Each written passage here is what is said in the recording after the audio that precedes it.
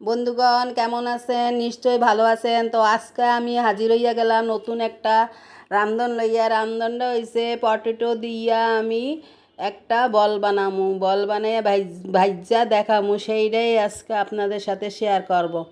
এই তো এইখানে আমি 1 কেজির মতো আলু সিদ্ধ করে আগে থেকেই সিল্লা প্লেটে করে রাইখা দিছি। আর এইখানে সব পদের মশলা রাইখা দিছিলাম একটা হাফ প্লেটে, এখন ডাইলা দিতাছি। এইখানে গুঁড়া হলুদ গুঁড়া, মরিচ, ধনিয়ার গুঁড়া, জিরার গুঁড়া, লবণ সব কিছু একসাথে রাইখা দিছিলাম। সেইগুলা এখন একসাথে সব মিশাইয়া নিতাছি। দেখতেই তো পাইতাছেন।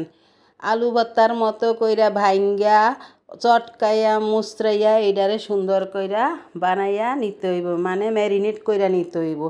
এই ম্যারিনেটটা ভালো কইরা যদি না করা হয় আলুর, তাহলে এই পটেটো বলটা ভালো হইব না। এইখানে আমার মাইয়া কইতাছে 2 চামচ ভুট্টার যে গুঁড়া আছে ওইটা দিয়া দাও। ওই 2 চামচ ভুট্টার গুঁড়া দিয়া দিলাম। এটা নাকি দিলে একটু আডালোর মতো হয়। আমি তো আবার জানি না, তো আমার মাইয়া শিখাই দিছে। আর এইখানে বলতেছে আমার মাইয়া চিজ দিয়া নাকি এগুলা খাওয়া যায়, একটু চিজও দিয়া দাও। তো মজারালা চিজ যখন আছে ফ্রিজে, তো বাইক করে আবার গ্রেট কইরা এটার উপর দা দিতাছি। এখন এগুলা আবার একসাথে মিশাইয়া ভালো কইরা নিমু, সুন্দর করে মাখাইয়া জুখাইয়া নিমু। ততক্ষণ পর্যন্ত আমি এই মজারালা চিজটা গ্রেট করে লই। এই পটেটো বলটা যদি আপনারা বাসাইয়া বানাইয়া খান, বাচ্চারাও ভালোভাবে খাইব, বড়রাও খাইব, কেউ এটা অপছন্দ করব না। একদিন একটু বাসায় বানাইয়া দেখতে পারেন আমার মতো একটু কষ্ট কইরা। আলু ভর্তা তো আমরা সবাই বাসায় মোটামুটি 1 দিন 2 দিন পর পরই খাই। আলু ভর্তাটা খাইতে সবার কাছেই ভালো লাগে। এইভাবে যদি আপনি একটু আলুটারে ভর্তার মতো করে সব পদের মশলা দিয়ে একটু বলের মতো আকৃতি কইরা ভাইজা বিকালবেলায় একটু নাস্তা হিসাবে বাচ্চাদের দেন, নিজেরা খান, তাহলে অনেক মজা হইব। দেখেন আমি কিভাবে এই বলের আকৃতি কইরা নিতাছি। এই তো আমি বল বানানো একটা হইয়া গেছে। আর কয়েকটা আপনাদের সুবিধার্থের জন্য দেখাইয়া দিতাছি কিভাবে এই বলটা তৈরি কইরা নিবেন। প্রথমে একটু এক হাত দিয়ে কইরা নিয়া গোল কইরা নিয়ে, পরে আবার 2 হাতে তালুর উপরে রাইখা ঘুরাইয়া ঘুরাইয়া এই বলটা তৈরি কইরা নিবেন। দর্শক, আমার এই পটেটো বলটা যদি আপনাদের ভালো লাগিয়া থাকে, তাহলে একটা কমেন্টস কইরা বলবেন যে পটেটো বলটা কেমন হয়েছে। আর যদি এই তো আমার পটেটো বলগুলা রেডি হয়ে গেছে। এখন আমি এগুলারে আস্তে আস্তে কইরা সবগুলারে ভাইজা নিমু। একটা প্যান বসায় রাখছি, প্যানটা গরম হয়ে গেছে। এখন আস্তে আস্তে কইরা তেল দিয়া দিতাছি। এইটা আবার ডুবা তেলে ভাজতে হয়, নাইলে আবার এই বলটা ভাজা ভালো হইব না। আপনারা আবার কিপটামি করে অল্প তেল দিয়ে ভাজতে যাইয়েন না আমার মতো।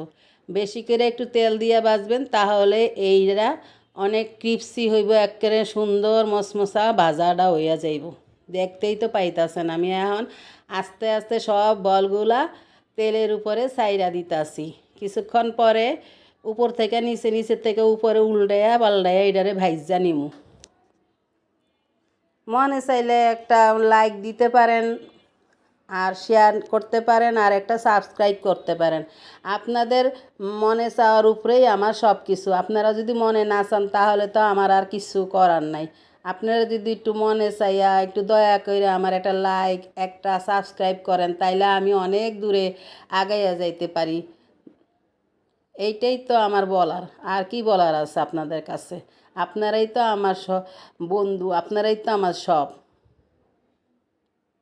এই তো আমার পটেটো বলগুলা মোটামুটি হয়ে আইছে। এক পিঠ উল্টাইয়া দিছি, হইয়া গেছে। এখন আরেক পিঠ উল্টাইয়া দিলাম। দেখেন কি সুন্দর লাল টসটসা কইরা ভাজা হইয়া গেছে। এখন আমি আরেক পিঠ উল্টাইয়া দিলাম। ওই পিঠটা হইয়া এলে আমি এক এক কইরা পটেটো বলগুলা নামাইয়া নিমু সার্ভিং ডিশে।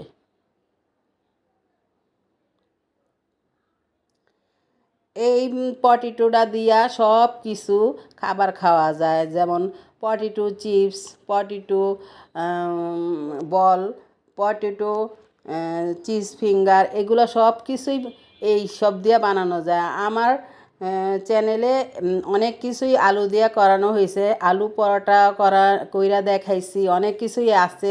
আপনারা যদি মনে চান তাহলে পেজটা ফলো করতে পারেন। এই তো আমার পটেটো বলটা হয়ে গেছে, এখন আমি সার্ভিং ডিশে উড়াইয়া নিতাছি, দেখতেই তো পাইতাছেন।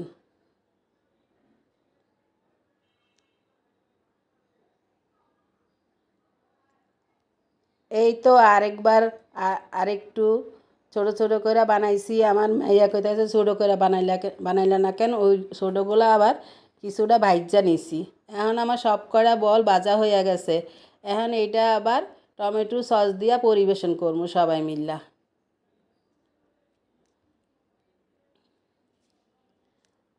আল্লাহ হাফেজ।